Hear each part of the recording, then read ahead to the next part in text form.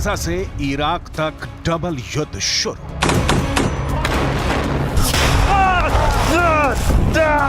Gaza युद्ध धीरे धीरे मिडिल ईस्ट से लेकर पश्चिम एशिया तक फैल चुका है। अब जो खबरें आ रही हैं वो हैरान करने वाली हैं। पिछले 80 दिनों में इजरायल और हमास के बीच छिड़ी जंग में डबल युद्ध शुरू हो चुका है।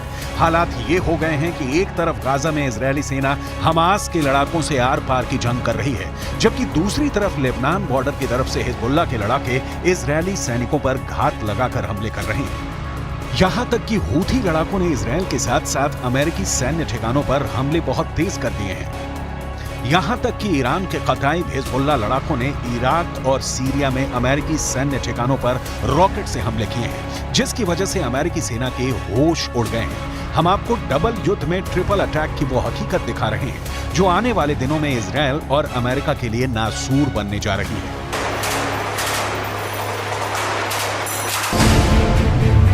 हमास, हिजबुल्लाह और हूथी इजरायल अमेरिका पर भारी। 80 दिन बाद भी गाजा युद्ध में हमास की ताकत उतनी कमजोर नहीं पड़ी है जैसा इजरायल दावा कर रहा है।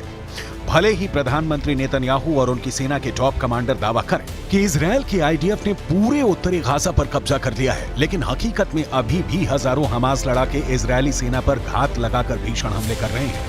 हमास के टॉप कमांडर और दक्षिणी गाजा में खान यूनुस के कसाई के नाम से मशहूर याह्या सिनवार ने दावा किया है कि अब तक की जंग में हमास के लड़ाकों ने 1500 इजरायली सैनिकों को मार डाला है।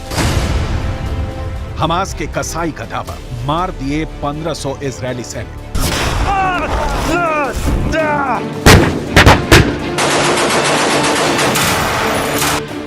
गाजा में भले ही इजरायली सेना ने बढ़त बना रखी हो, लेकिन इजरायल के पीएम नेतन्याहू को भी मानना पड़ा है कि गाजा युद्ध में इजरायली सैनिक काफी संख्या में मारे गए हैं, जो हालात को और बदतर बना रहा है।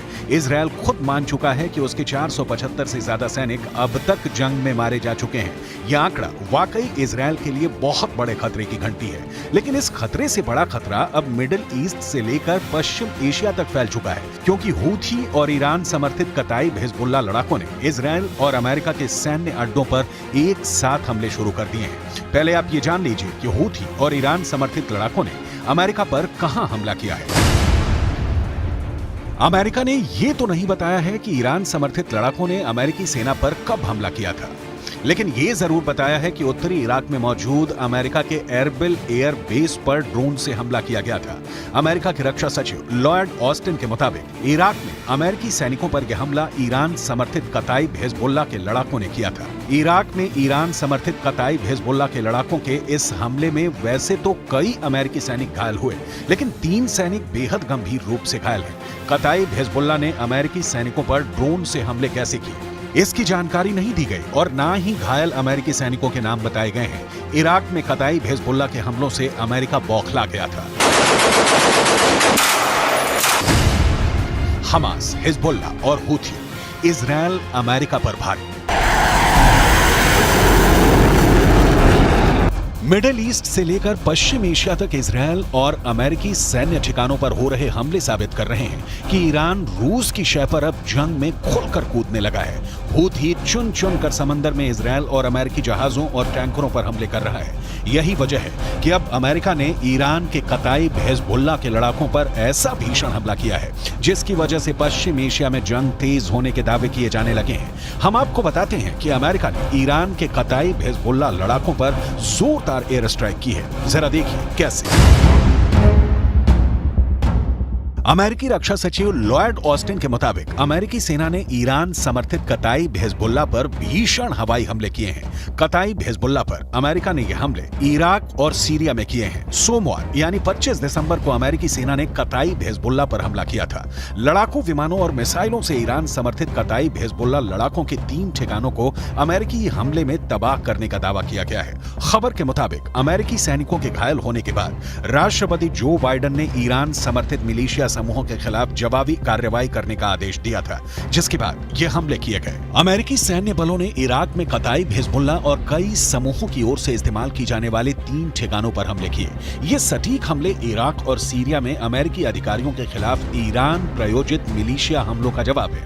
कताइब हिजबुल्लाह सरीखे समूहों ने आरबिल एयरबेस पर हमला किया था।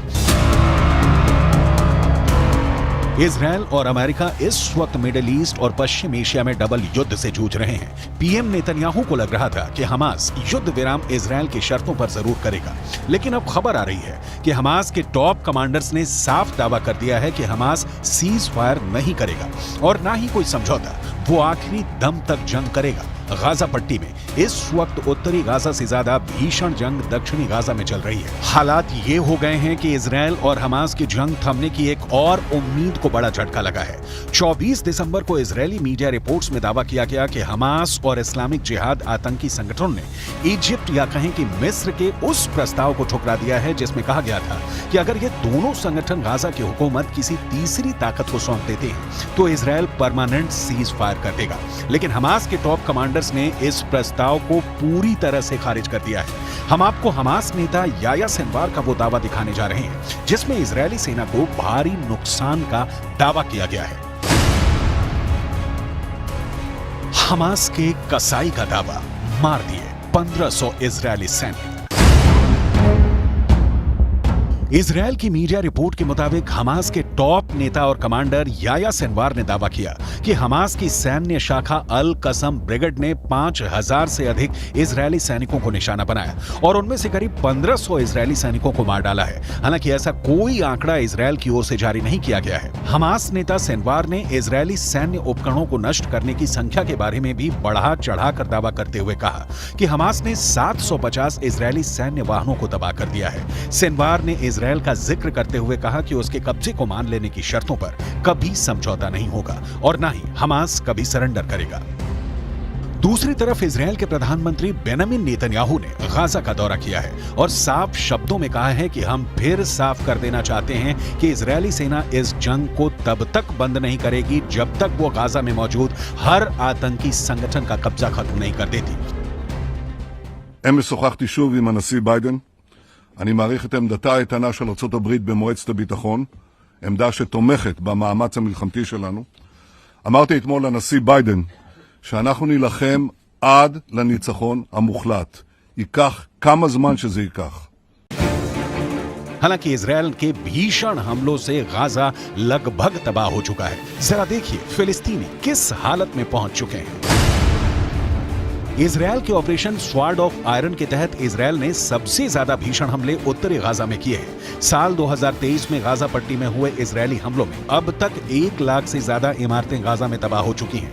उत्तरी गाजा की लगभग 11 लाख की आबादी में से 85% फिलिस्तीनी हमास समर्थक भाग चुके हैं। ज्यादातर फिलिस्तीनी उत्तरी गाजा से दक्षिणी गाजा की तरफ भागे हैं। इजरायल की आईडीएफ का दावा है कि उसने 7 अक्टूबर से अब तक 22,000 से अधिक टारगेट्स पर हमला किया है और उन्हें तबाह कर दिया है। 80 दिनों से ज्यादा की जंग में इजरायल ने हमास के हर उस ठिकाने को तबाह किया है जहां से हमास या तो हमला कर रहा था या फिर उसके लड़ाके छिपे हुए थे। अमेरिकी मीडिया की रिपोर्ट के मुताबिक इजरायल ने दक्षिणी गाजा में भयानक बमबारी शुरू कर दी है। दक्षिणी गाजा में इजरायली वायुसेना 907 किलो के सैकड़ों बम गिरा रही है। एक्सपर्ट्स के मुताबिक अमेरिका ने भी किसी देश के रिहायशी इलाके में इतने बम नहीं गिराए हैं। कुल मिलाकर हमास, हिजबुल्ला और हूथी तीनों संगठनों के लड़ाके इजरायल और अमेरिका से लंबे युद्ध की तैयारी में जुट चुके हैं। चीन, ईरान, रूस की शह पर अब मिडिल ईस्ट और पश्चिम एशिया में ऐसा डबल युद्ध शुरू हो चुका है जो नए साल में तीसरे विश्व युद्ध का बड़ा कारण बन सकता है।